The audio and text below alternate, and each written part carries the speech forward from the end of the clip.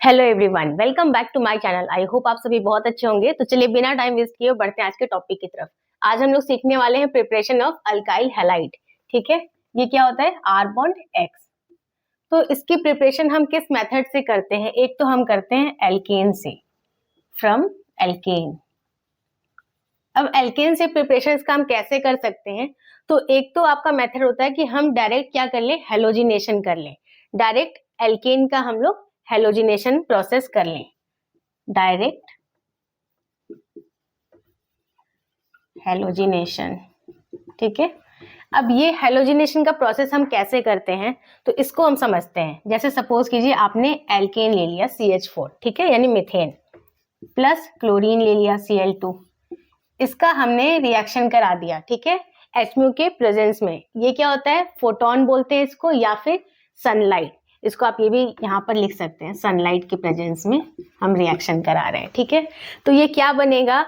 एक हाइड्रोजन यहाँ से आपका बाहर निकल जाएगा और एक आपका क्लोरीन जो है वो अंदर आ जाएगा। यानी ये क्या फॉर्म हो जाएगा? CH3Cl प्लस H यहाँ से बाहर जा रहा है, क्या बनेगा? ये HCl। ठीक है, CH4 प्लस Cl2 का हमने रिएक्शन कराया in the presence of sunlight. तो क्या हुआ? यहाँ से एक हाइड्रोजन हमारा बाहर निकला, तो ये बना HCl, और एक क्लोरीन हमारा अंदर आया, तो क्या बन गया? CH3Cl plus HCl। यानी ये आपका क्या है? मिथाइल क्लोराइड इसको बोल सकते हैं, या क्लोरोमीथेन, दोनों सेम बात है। मिथाइल क्लोराइड इसका कॉमन नेम होता है, मिथाइल क्लोराइड, और इसको क्या बोल सकते हैं हम? क्लोरोमीथेन। ठीक है, एक तो इस प्रोसेस से हम प्रिपरेशन कर सकते हैं अल्काइल हैलाइड का। लेकिन ये जो प्रोसेस है आपका, ये प्रोसेस आपका लैब में प्रेफर नहीं किया जाता है।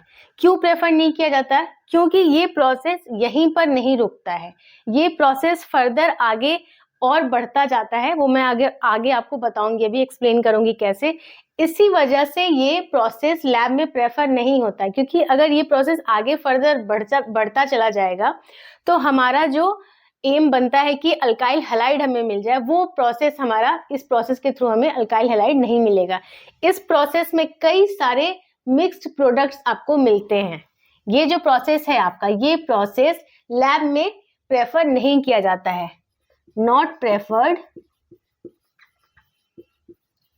इन लैब्स। ठीक है, लैब में इसको हम प्रेफर नहीं करते हैं। कहाँ पे इसको हम प्रेफर करते हैं?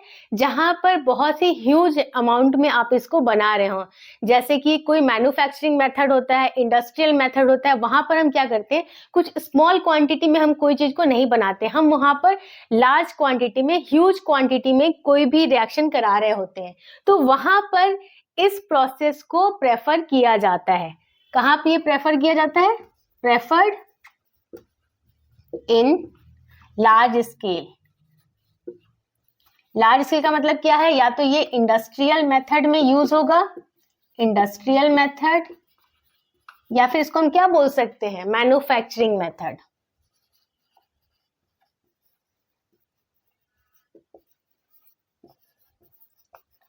ठीक है, इसको लैब में प्रेफर नहीं करते हैं, क्योंकि लैब में तो आप बहुत छोटे अमाउंट में इसको बना रहे होंगे, वहां पर इतना सारा आपके पास बड़ा सेटअप नहीं होगा। जबकि हमारा जो इंडस्ट्रियल मेथड होता है, वहां पर हमारा सेटअप काफी बड़ा होता है, वहां पर ह्यूज क्वांटिटी में आप रिएक्शन करा रहे होते हो, तो वहां पर आप इसको प्रेफर करते हो। ठीक है, तो अब इसका जो रिएक्शन है, ये अगर मैं बताऊं एक्सप्लेन करके कि कैसे ये हो रहा होता है, तो ये रिएक्शन आपका यहीं पर नहीं रुकता है।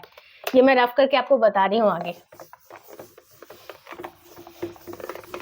इसका जो रिएक्शन है ये वाला, ये जैसे ये CH4 प्लस Cl2 का हमने रिएक्शन कराया in the presence of sunlight. ठीक है, तो जब इसका रिएक्शन होता है तो क्या फॉर्म होता है? CH3Cl प्लस HCl, यही तो फॉर्म होता है। बट ये रिएक्शन यहाँ पर रुकेगा नहीं आपका, इसका फर्दर हेलोजिनेशन हो जाएगा, और फिर एक और यहाँ से Cl2 आएगा। ठीक है, एक और क्लोरीन का ये ले लेगा एटम। उसके बाद क्या होगा? In the presence of sunlight फिर से इसका रिएक्शन होगा, और क्या हो जाएगा? एक क्लोरीन आपका अंदर चला जाएगा और एक हाइड्रोजन आपका बाहर चला जाएगा। यानी यहाँ पर क्या बन जाएगा? CH2 Cl2, यहाँ से एक हाइड्रोजन आपका बाहर गया, HCl बनाएगा वो, और एक क्लोरीन का एटम अंदर आया, तो ये क्या बन गया Cl2, और ये हो गया CH2, ये हो गया CH2 Cl2 प्लस HCl। ठीक है, अब ये प्रोसेस भी आपका यहीं पर नहीं रुकेगा, फिर से ये क्लोरीन ले लेगा और क्या करेगा, in the presence of sunlight फिर से इसका रिएक्शन होगा, तो अब क्या बन जाएगा, फिर से एक हाइड्रोजन आपका बाहर जाएगा, HCl फॉर्म होगा और एक क्लोरीन का एटम अंदर आ जाएगा, तो ये Cl2 है, तो ये क्या बन जाएगा अब आपका Cl3, तो ये क्या फॉर्म कर देगा फिर से आपका CH, देन आपका ये एक हाइड्रोजन बाहर चला गया, तो ये बन जाएगा Cl, और ये 2 है Cl2, अब एक क्लोरीन अंदर आया तो बन गया Cl3 और प्लस HCl। क्लियर है इतनी बात। अब फिर से ये फर्दर रिएक्शन जो आपका यहीं पर नहीं रुकेगा, ये फिर से आगे बढ़ जाएगा, फिर से क्लोरीन ले लेगा, in the presence of sunlight फिर से रिएक्शन हो जाएगा। ठीक है, तो रिएक्शन होने पे क्या बनेगा, अब यहाँ से ये हाइड्रोजन निकल के क्या बनाएगा आपका HCl बनाएगा और एक क्लोरीन का एटम अंदर जाएगा, तो क्या फॉर्म हो जाएगा आपका CCl4 प्लस HCl। ठीक है, अब यहाँ पर आप एक चीज देखिए, यहाँ पर आपका जो भी रिएक्शन हो रहा है, तो जो आपके प्रोडक्ट्स फॉर्म हो रहे हैं वो क्या हो रहे हैं, अब यहाँ पर तो आपका क्लोरोमेथेन फॉर्म हो रहा है, यहाँ पर डाइक्लोरोमेथेन, यहाँ पर ट्राइक्लोरोमेथेन और यहाँ पर टेट्राक्लोरोमेथेन आपका फॉर्म हो रहा है। पर हमें क्या चाहिए था, हमें तो चाहिए था अल्काइल हैलाइड, बट यहाँ पर आपके मिक्स्ड प्रोडक्ट्स आपको मिल रहे हैं। तो जब आपको मिक्स्ड प्रोडक्ट्स मिल रहे हैं, इसी वजह से ये प्रोसेस आपका लैब में प्रेफर नहीं किया जाता है, क्योंकि हमें तो चाहिए था अल्काइल हैलाइड, वो एम तो हमारा कंप्लीट ही नहीं हो रहा, हमें तो मिक्स प्रोडक्ट मिल गए, यहाँ पे हमें क्लोरोमेथेन भी मिल गया, डाइक्लोरोमेथेन भी, ट्राइक्लोरो एंड टेट्राक्लोरोमेथेन भी मिल गया। इस वजह से ये जब आपको ह्यूज क्वांटिटी में जब रिएक्शन हो रहा होगा, इट मीन्स अगर इंडस्ट्रियल मेथड आप यूज कर रहे होगे, तब वहां पर ये प्रेफर होगा, लैब में ये प्रेफर नहीं होगा, क्योंकि इसमें क्या होता है, नॉट प्रेफर्ड इन लैब इसलिए है क्योंकि इसमें आपको मिक्स्ड प्रोडक्ट्स मिल रहे होते हैं, मिक्स्ड प्रोडक्ट्स आर ऑब्टेन्ड। ठीक है, सारे पॉइंट को आप कहीं कहीं पे नोट करते जाइएगा, मिक्स प्रोडक्ट्स मिल रहे होते हैं, इसलिए इसको हम लैब में प्रेफर नहीं करते हैं। अब जैसे अगर आपका कोई इंडस्ट्रियल मेथड यूज हो रहा है, तो वहां पर ये प्रेफर क्यों हो जाता है, क्योंकि वहां पर सेटअप आपका बड़ा होता है, वहां पर आप इसको फर्स्ट स्टेप में ही इस प्रोसेस को रोक सकते हैं और अल्काइल हैलाइड हमें मिल जाएगा। ठीक है, इसलिए हम इसको लार्ज स्केल में इंडस्ट्रियल मेथड में प्रेफर कर लेते हैं और वहीं हम इसको लैब में प्रेफर नहीं करते हैं। अब कुछ हम क्वेश्चंस देखेंगे, क्वेश्चंस देख के हम इसको और थोड़ा सा समझते हैं, इसको आप नोट कर लीजिएगा। अब जैसे आपके एग्जाम में क्वेश्चंस आएंगे, तो वो आपका क्या आएगा कि कौन सा मेजर प्रोडक्ट बनेगा आपका रिएक्शन के बाद और कौन सा आपका माइनर प्रोडक्ट बनेगा। अब इसमें जो रिएक्शन हो रहा था वो किस बेसिस पे हो रहा था, कौन सा मैकेनिज्म हो रहा था, उसमें हो रहा था आपका फ्री रेडिकल मैकेनिज्म। उसके अंदर कौन सा मैकेनिज्म हो रहा था, फ्री रेडिकल, आपने पढ़ा होगा ये सारा पहले। ठीक है, फ्री रेडिकल मैकेनिज्म। अब इसमें आप जैसे एग्जांपल ले लीजिए, अगर आपको कोई क्वेश्चन दे देता है, सपोज कीजिए अगर दे देता है आपको प्रोपेन, ठीक है, अब इसका आपको बोल रहा है रिएक्शन कराने के लिए। ठीक है, मतलब यहाँ पे क्लोरीनेशन हो रहा है, क्योंकि ये क्लोरीन हमने लिया है, क्या हो रहा है यहाँ पे, क्लोरीनेशन।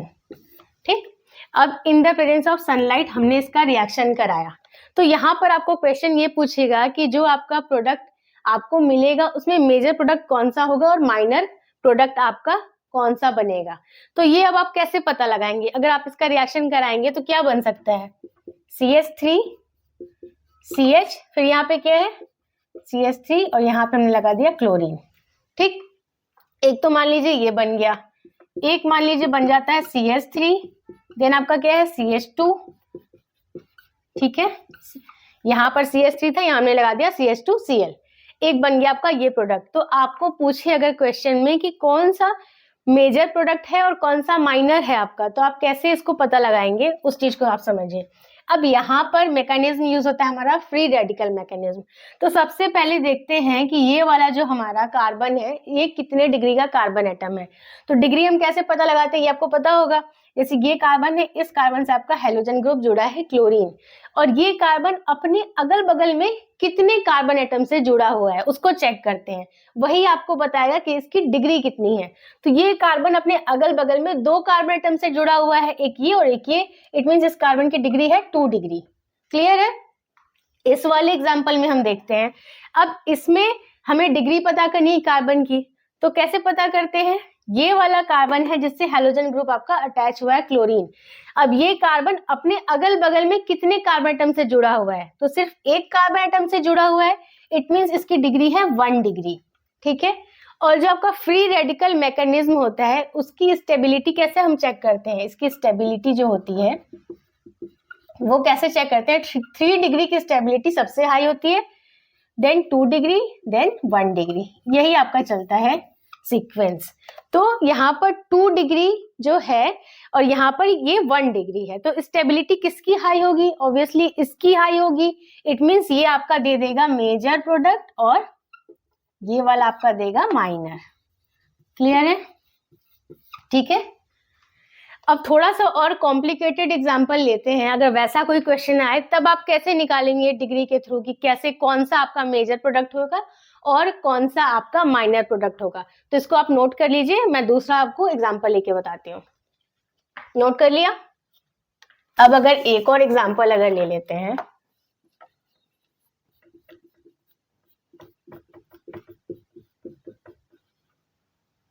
यहाँ पर अगर लगा दिया हमने CH3, वैलेंसी चेक कर लीजिएगा सबकी, 3 1 4, ठीक है, इसकी भी ठीक है, ठीक।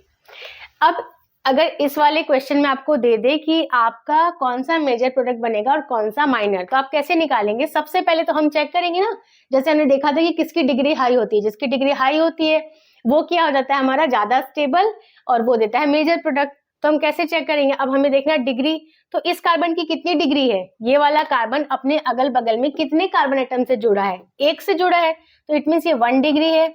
इस वाले कार्बन की डिग्री कितनी है? ये अपने अगल बगल में कितने कार्बन एटम से जुड़ा है? 3, 1 2 एंड 3, तो ये 3 डिग्री है। इस वाले कार्बन के लिए अगर आप चेक करेंगे तो अगल बगल में 2 कार्बन एटम से जुड़ा है, तो इसकी डिग्री कितनी हो गई? 2 डिग्री।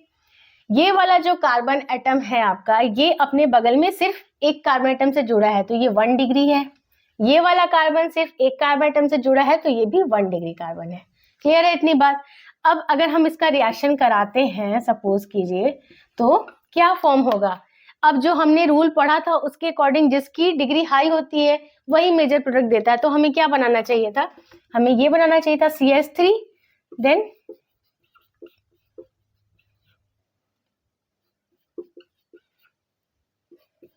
ठीक है, ये हमने क्यों बनाया ये प्रोडक्ट? क्योंकि इसकी डिग्री हाई थी, तो हमने क्लोरीन यहाँ पे लगा दिया। ये क्या बन गया? ये वाला आपका जो प्रोडक्ट बना, अब होना तो चाहिए था कि यही मेजर प्रोडक्ट हमारा होता, लेकिन ये हमारा मेजर प्रोडक्ट नहीं देता है। यहाँ पर क्यों नहीं देता है मेजर प्रोडक्ट? आपका इसलिए नहीं देता कि अगर आपका ये देखें, अगर आप 3 डिग्री कार्बन एटम, तो 3 डिग्री कार्बन एटम जो है आपका, इसके पास सिर्फ एक हाइड्रोजन है। इसका मतलब है कि सिर्फ एक हाइड्रोजन आपका बाहर निकल सकता है और एक क्लोरीन का एटम आकर अंदर अटैच हो सकता है। सिर्फ एक ही पॉसिबिलिटी है इसके पास, है ना? और अगर आप इसके पास देखें 2 डिग्री, तो दो इसके पास हाइड्रोजन एटम है, इट मीन्स 2 हाइड्रोजन आपके इसमें से निकल सकते हैं टोटल, और 2 ही क्लोरीन अंदर आ सकते हैं।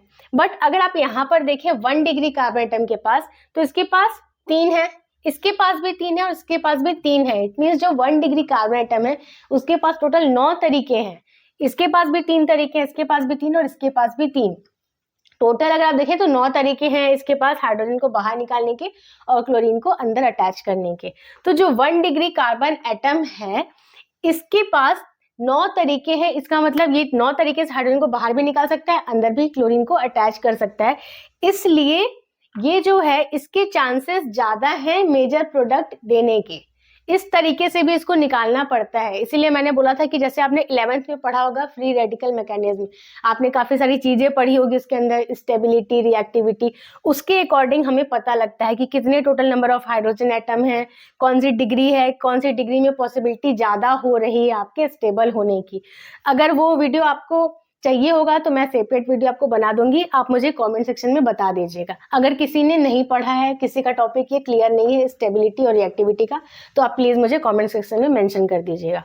तो ये 1 डिग्री कार्बन एटम के पास ज्यादा चांसेस हैं, ठीक है, इसलिए ये स्टेबल होने के इनके पास ज्यादा चांसेस हैं, इसलिए मेजर प्रोडक्ट देगा। ये वाला यहाँ पर आपको देगा माइनर प्रोडक्ट, ठीक है, और ये वाला आपको मेजर प्रोडक्ट देगा। इट मीन्स आप यहाँ 1 डिग्री जो है यहाँ पर भी क्लोरीन अटैच कर सकते हैं, यहाँ पर भी कर सकते हैं, या फिर यहाँ पर भी कर सकते हैं, कहीं पर भी आप कर सकते हैं। तो आप क्या लगा लेंगे, क्या बनाएंगे आप प्रोडक्ट फिर,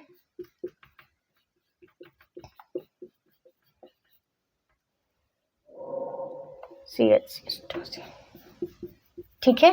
अब आप ये प्रोडक्ट बनाएंगे और ये आपको दे देगा मेजर प्रोडक्ट। कैसे निकाला आपने, पहले आपने डिग्री चेक करी, देन आपने पता लगाया कि अगर आप 3 डिग्री वाले कार्बन एटम का ये बनाओगे प्रोडक्ट तो क्या होगा, ये माइनर देगा, क्योंकि इसके पास सिर्फ और सिर्फ एक ही तरीका है, एक ही वे है, इसके पास हाइड्रोजन एक ही है, तो एक हाइड्रोजन ये बाहर कर सकता है और एक क्लोरीन अंदर अटैच कर सकता है। बट 1 डिग्री के total 9 hydrogen atom, it means 9 possibilities हैं उनके पास, 9 तरीके से ये हाइड्रोजन को बाहर भी कर सकता है और 9 तरीके से क्लोरीन के एटम्स को ये अंदर अटैच कर सकता है। इसलिए ये आपका दे रहा है मेजर प्रोडक्ट और ये दे रहा है आपको माइनर प्रोडक्ट। क्लियर है इतनी बात। अब क्लोरीनेशन जैसे हमने देख लिया, ऐसे ब्रोमिनेशन जब आपका आता है, ब्रोमिनेशन, तो ब्रोमिनेशन आपका जो होता है ना, ये बिल्कुल सेम होता है क्लोरीनेशन के ही प्रोसेस की तरह, सेम एज क्लोरीनेशन। इसमें जो चेंजेस आते हैं वो सिर्फ आते हैं स्टेबिलिटी और रिएक्टिविटी के अंदर, ठीक है। बाकी ये जो प्रोसेस चलता है ये सेम चलता है, जैसे ये प्रोसेस चलता है वैसे ही आपका ब्रोमिनेशन का भी प्रोसेस चलता है। अब हम देख लेते हैं आयोडीनेशन का प्रोसेस, ठीक है, इसको मैं रफ कर देती हूँ।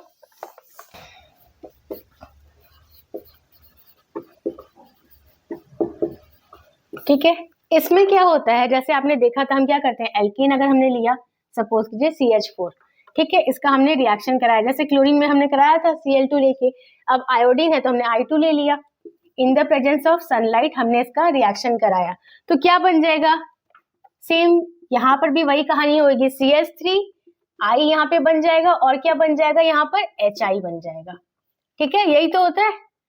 यहाँ पर से क्या हुआ, एक हाइड्रोजन आपका बाहर निकला, वो यहाँ एक आयोडीन के एटम के साथ जुड़ा, HI बनाया, और एक आयोडीन का एटम यहाँ पे अंदर गया और ये क्या फॉर्म हो गया, CH3I, तो बन गया CH3I प्लस HI। अब ये जो आपका HI होता है ये क्या होता है, ये स्ट्रॉन्ग रिड्यूसिंग एजेंट होता है। इससे आपको कुछ समझ आ रहा है स्ट्रॉन्ग रिड्यूसिंग एजेंट का क्या मतलब है? स्ट्रॉन्ग रिड्यूसिंग एजेंट का ये मतलब है कि ये जो आपका अल्काइल आयोडाइड है, इट मींस जो ये मिथाइल आयोडाइड है, इसको ये क्या करेगा ना, रिड्यूस करके वापस से आपको एल्केन बनाकर दे देगा।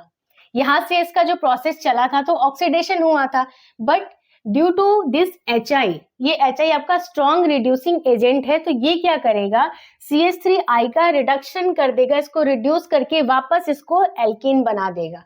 तो ऐसा ना हो और ये प्रोसेस आपका आगे बढ़ पाए अच्छे से, उसके लिए हम क्या करते हैं, हमें स्ट्रॉन्ग ऑक्सीडाइजिंग एजेंट को यूज करना पड़ेगा, क्योंकि इसकी वजह से क्या हो रहा है, रिडक्शन हो रहा है, तो हमें क्या करना पड़ेगा, स्ट्रॉन्ग ऑक्सीडाइजिंग एजेंट को हमें यूज करना पड़ेगा, ठीक है।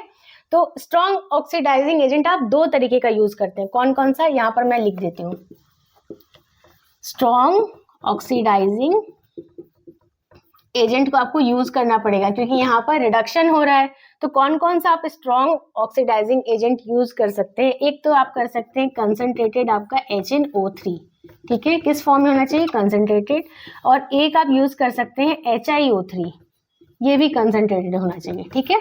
इन दोनों में से आप कोई सा भी यूज करके और आप इस प्रोसेस को फर्दर आगे रिएक्शन को अच्छे से बढ़ा सकते हैं। कैसे बढ़ाएंगे, तो यहाँ पर आप देखिए, इसको बढ़ाने के लिए क्या करेंगे, इसकी वजह से प्रॉब्लम आ रही थी, अगर हमने ले लिया HiO3, ठीक है, इसका हमने रिएक्शन करा दिया HI के साथ, तो क्या फॉर्म हो जाएगा, I2 प्लस H2O, ठीक है। अब क्या होगा, इसको करने के बाद से ये स्ट्रॉन्ग ऑक्सीडाइजिंग एजेंट है, इसको हमने जब रिएक्शन कराया HI के साथ, तब ये फर्दर क्या बनाया, I2 प्लस H2O, इसने इसको हटा दिया और आगे आपका प्रोसेस अच्छे से फिर हो पाएगा, ठीक है। अब इसको रिएक्शन को आप बैलेंस कर लीजिए। यहाँ पर आयोडीन 2 है, यहाँ पे भी 2 है, यहाँ पर हाइड्रोजन के 2 एटम है, यहाँ पर भी 2 है, ऑक्सीजन यहाँ पर 1 है, यहाँ पर 3 ऑक्सीजन है, तो हमने यहाँ पर 3 लगा लिया। अब क्या हुआ, यहाँ पर ऑक्सीजन तो 3 हो गया बट हाइड्रोजन 6 हो गए आपके। यहाँ पर हाइड्रोजन 1 है और यहाँ पर भी 1 है, तो हमने यहाँ पर 5 लगा दिया। ठीक है, अब 6 हाइड्रोजन भी यहाँ पर हो गए और यहाँ पर 5 आपके ये हो गए आयोडीन और यहाँ पर 1 आयोडीन, यानी 6 आयोडीन भी हो गए, तो हमने यहाँ पर 3 लगा दिया। अब 3 यहाँ पर भी कितने हो गए, 6 आयोडीन हो गए। अब चेक कर लेते हैं हाइड्रोजन कितने हो गए, 1 और यहाँ पे 5 यानी 6, यहाँ पर भी 3 × 2 यानी 6 हाइड्रोजन हो गए। यहाँ पर ऑक्सीजन के 3 एटम है, यहाँ पर भी ऑक्सीजन के 3 एटम हो गए। यहाँ पर हाइड्रोजन के टोटल 6 एटम है, यहाँ पर भी 6 एटम है, आयोडीन के यहाँ पर 5 और एक 6 एटम है, यहाँ पर भी आयोडीन के 6 एटम है, तो ये रिएक्शन आपका बैलेंस हो गया है। ठीक है, तो इसी तरीके से आपको एल्केन से क्या बनाना था, प्रिपरेशन करनी थी आपको अल्काइल हैलाइड की। नेक्स्ट वीडियो में मैं आपको अल्कीन से कैसे आपको बनाना होता है अल्काइल हैलाइड को, उसको सिखाऊंगी। आई होप आज का वीडियो आपको यूजफुल लगा होगा। इस वीडियो से रिलेटेड अगर कोई डाउट आ रहा है आपके मन में तो आप बिल्कुल मुझे कमेंट सेक्शन में पूछ सकते हैं। वीडियो पसंद आए तो इसे लाइक कर दीजिए और अगर अभी तक आपने मेरे चैनल को सब्सक्राइब नहीं किया तो प्लीज सब्सक्राइब कीजिए। मैं मिलती हूँ आपसे नेक्स्ट वीडियो में, तब तक के लिए take care and bye bye.